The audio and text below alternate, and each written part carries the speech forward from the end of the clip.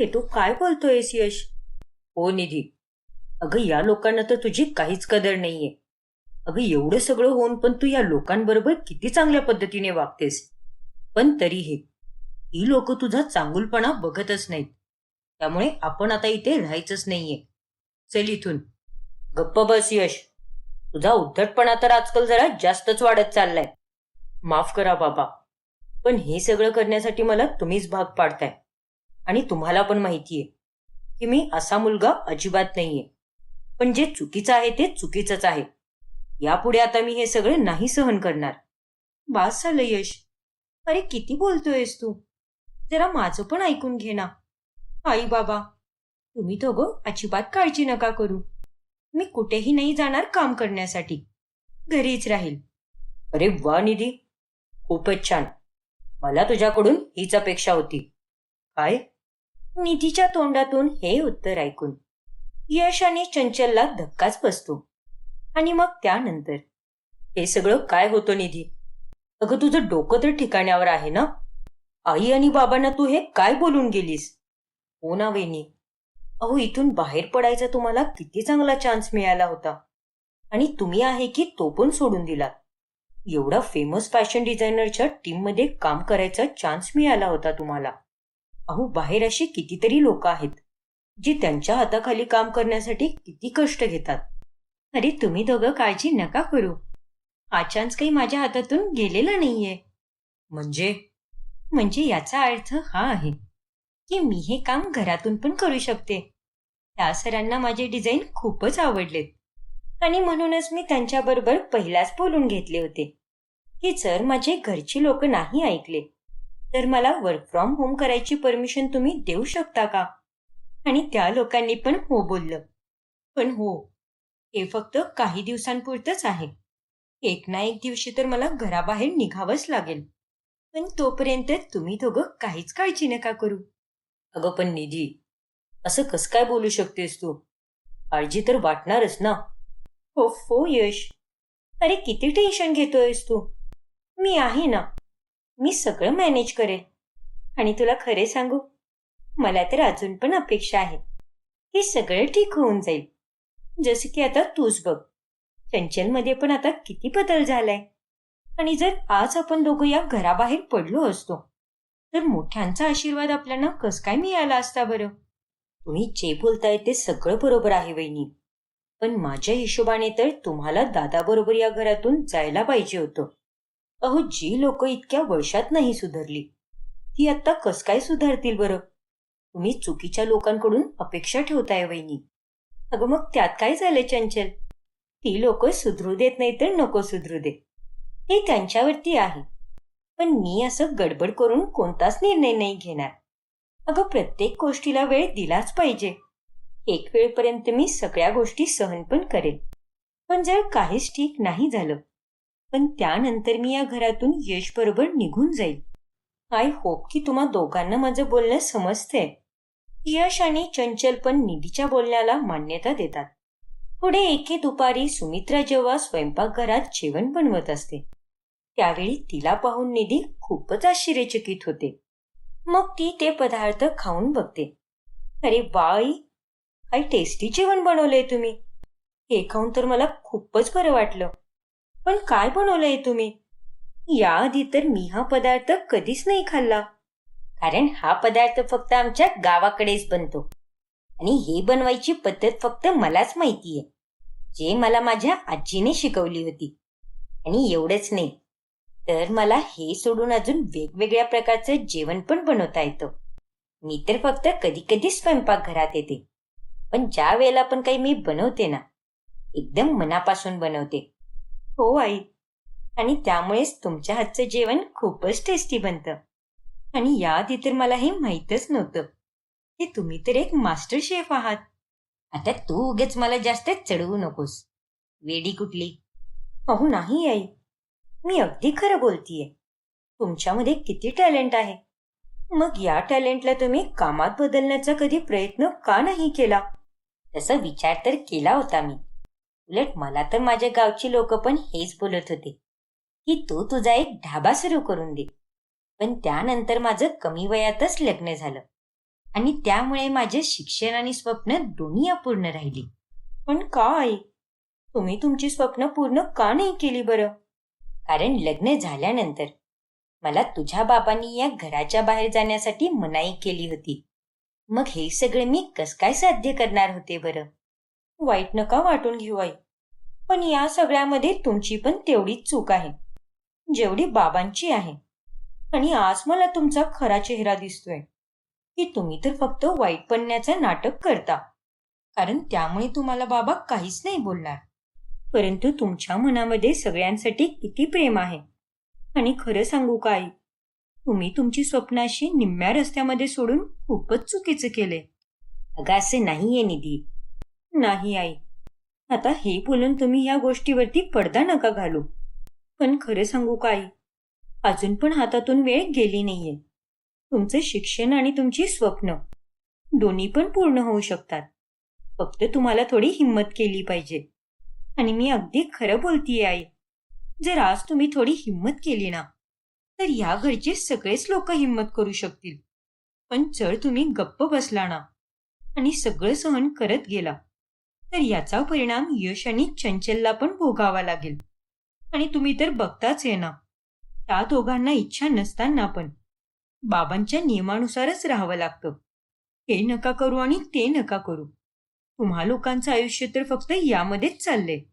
निधीचं हे बोलणं ऐकून सुमित्राला खूपच वाईट वाटतं आणि ती तिला आता काहीच न बोलता तिथून निघून जाते. अहो आई, माझं पूर्ण बोलणे तरी ऐकून घ्या आई. माफ करा आई, पण माझ्यामुळे आज तुमच्या डोळ्यात पाणी आलं. पण खरं काय आहे ते तुम्हाला दाखवणं खूपच गरजेचं होतं. कारण आज या घरामध्ये जर तुम्हीच हिंमत केली तर सगळे ठीक होऊन जाईल. पण जर तुम्हीच अशा मलून राहिला तर दुसरी लोक पण काहीच नाही करू शकणार. पडद्यामध्ये राहणाऱ्या माझ्या सासरमध्ये कधी सुख येणारे काय माहिती. मग सुमित्रा तिच्या रूममध्ये जाऊन खूपच रडते. आज निधीने जे पण काही बोललं ते अगदी बरोबर होतं. मी तर फक्त बाहेरून दाखवते की मी किती वाईट आहे, पण मी तर तशी अजिबात नाहीये. आणि मी सगळ्यांवर प्रेम करते.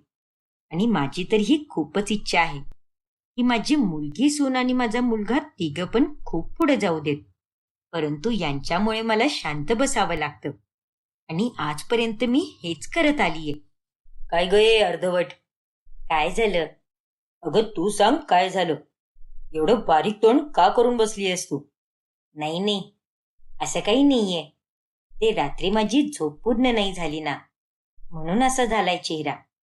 बरं ठीक आहे, पण काल ज्यावेळी तू माझं कपाट साफ केलं होतंस त्यावेळी माझ्या सगळ्या फाईल्स तू इकडे तिकडे का ठेवून दिल्यास? जर तुला काही लिहिता वाचता येत नसेल तर अशा वस्तूंना तू हात का लावतेस? माफ करा, ते मला वाटले की तुला जे वाटतं तेच करतेस तू. ही हुशारी जरा तू तुझ्याकडेच ठेव, कारण तू स्वतःला जेवढी शहाणी समजतेस ना तेवढी तू कधीच नाही बनू शकणार. आणि यापुढे माझ्या फाईल्स किंवा बिझनेस रिलेटेड कोणत्या पण गोष्टीपासून तू लांबच राहा. अर्धवट कुठली? आता माझं तोंड काय बघतीयेस? जा, माझ्यासाठी मस्तपैकी आलं घालून चहा ठेव. ठीक आहे, आणते मी लगेच. प्रतापच्या बोलण्याचं सुमित्राला खूपच वाईट वाटतं आणि मग ती लगेच चहा बनवायला जाते. पण या सगळ्या गोष्टी निधी रूमच्या बाहेरून बघते. अरे बापरे, हे तर मी आज पाहिलं. पण आई ही गोष्ट किती वर्षापासून सहन करत आलेत. देवा, आता हे सगळं तूच ठीक करू शकतोस बघ. माझ्याकडून तर आईंचं हे दुखणं नाही बघवते. असेच दिवस निघून जातात आणि पुढे एके दिवशी, काय खरंच? हो यश, मला एका मूवीसाठी कपडे डिझाईन करायचा खूपच चांगला चान्स मिळालाय आणि त्यामुळे मी तर आज खूपच आनंदी आहे.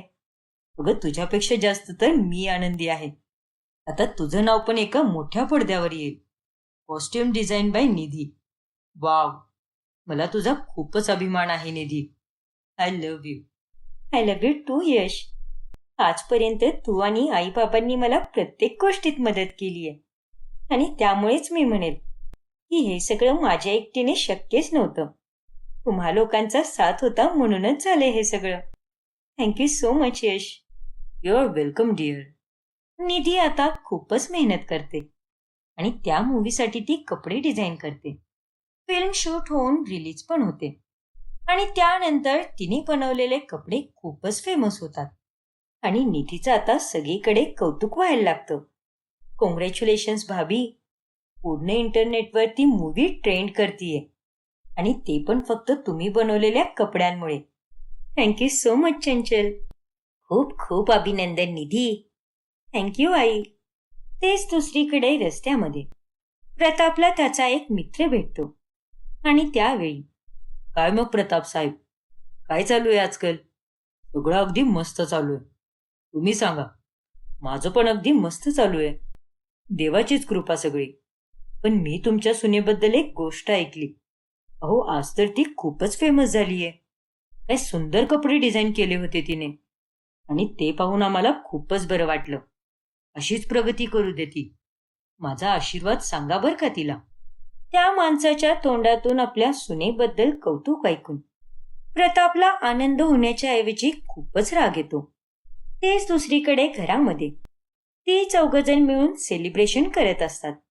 अहो वहिनी, लवकर केक कट करा. मग त्यानंतर आपल्याला मस्तपैकी समोसे आणि चाट खायचे. वा, आज तर आपण किती दिवसांनी पार्टी करतोय. खूपच मजा येईल आज. अरे बंद करा हे सगळं. या घरात हे सेलिब्रेशन करायची काहीच गरज नाहीये. अहो पण बाबा, आता या सगळ्यांचा तुम्हाला काय प्रॉब्लेम आहे? तू तर गप्पाच बस यश, नाहीतर आज माझ्या हातचा तू मारच खाशील. आणि तू निधी, मी तुला याआधी काय बोललो होतो की हे तुझं काम तू बंद कर. ही असली कामं मुलींना शोभा नाही देत. पण नाही, तुला तर फक्त तुझंच मनमानी करायची होती आणि घरी बसल्या बसल्या एका मूवीसाठी तू कपडे पण डिझाईन केलेस. वा, हा मग मी काय चुकीचं केलं बाबा यामध्ये? अगं चुकीचंच आहे निधी. आणि तू हे सगळं का केलंस? अगं तुझ्यामुळे आज मला एक माणूस बोलत होता की तुमची सून किती फेमस झालीये. तुमच्या सुनेने तर कमालच केली. अगं लोक तर फक्त तोंडावर कौतुक करतात, पण आपल्या पाठीमागे आपल्याबद्दलच वाईट बोलत असतात. नावं ठेवतात की बघा, यांची सून किती चॅप्टर आहे. आणि आज तू जे पण काही केलंयस ना, त्याच्याने माझं डोकं खूपच खराब झालंय. कुठे तुझी ती शिवणाची मशीन? आज तर मी ती तोडूनच टाकेल. मग प्रताप निधीची शिवणाची मशीन तोडणारच असतो की तेवढ्यात त्याला सुमित्रा थांबवते. बाद झालं. आता यापुढे आम्ही तुमचं काहीच नाही ऐकणार. आतापर्यंत तुम्ही तुमची खूपच मनमानी केली, पण आता यापुढे नाही. गप्प बस सुमित्रा. अगं तुला अक्कल तरी आहे का की माझ्यासमोर तू हे कशा पद्धतीने बोलतीयस? माझी अक्कल काढणारे तुम्ही आहेत कोण? अहो आयुष्यभर फक्त मला दाबूनच ठेवला तुम्ही. माझ्याबरोबर माझ्या मुलांना पण आणि आता माझ्या सुनेला पण. अहो आजपर्यंत आम्ही तुमची प्रत्येक गोष्ट ऐकली, पण आता पाणी डोक्यावरून चालले. खरे तर माझंच चुकलं. हे सगळं मला खूपच पहिला करायला पाहिजे होतं. ते म्हणतात ना, देर आहे पर दुरुस्त आहे. त्यामुळे वेळ तर आता खूपच झालीये, पण मला माझ्या चुकीची जाणीव पण झालीये की मला तुमच्यासारख्या अशा निर्दयी आणि नीच माणसाबरोबर नाही राहायचं. सुमित्रा, आवाज खाली करा. आवाज वाढवायला तर मला पण येतं. आणि काय चूक केली आहे या लोकांनी? काय पाहिजे या सगळ्यांना? फक्त थोडासा मोकळेपणा, थोडंसं प्रेम. पण नाही, तुमच्यामुळे या तिघांना ते कधीच नाही मिळू शकणार. अहो जग कुठल्या कुठे निघून गेलं, पण तुम्ही आज पण अजून तिथेच आहात. पण आता बास. यापुढे आम्ही तुमच्याबद्दल काहीच विचार नाही करणार. आणि आज मी या घरावरचा पडदा बाजूला करून माझ्या मुलांना घेऊन या घरातून कायमची निघून चाललीये. काय? हो, अगदी बरोबर ऐकलेत तुम्ही. आता मी आणि माझी ही 3 मुलं, कोणी पण नाहीये तुमच्या बरोबर. हे पडद्यामध्ये राहण्याचं आयुष्य तुम्हालाच असू दे. आणि यापुढे आता आपला कोणताच संबंध नाही. हा हा जा. मी पण बघतो की माझ्याशिवाय तुम्ही लोक किती दिवस राहू शकता. ते तर तुम्ही बघालच. आता जे या घरातून बाहेर चाललोय ना, ते आम्ही आता परत कधीच नाही येणार. आणि तुम्हाला पण आमच्या आयुष्यात कधीच नाही येऊ देणार. कारण यापुढचं आयुष्य आम्हाला स्वातंत्र्याने जगायचे. चला मुलांनो. अशा प्रकारे शेवटी सुमित्रा तिच्या 3 मुलांसाठी आवाज उचलते आणि प्रतापला त्याच्या घरामध्ये एकट्याने सोडून ते चौघजण त्यांचं नव्याने आयुष्य सुरू करतात.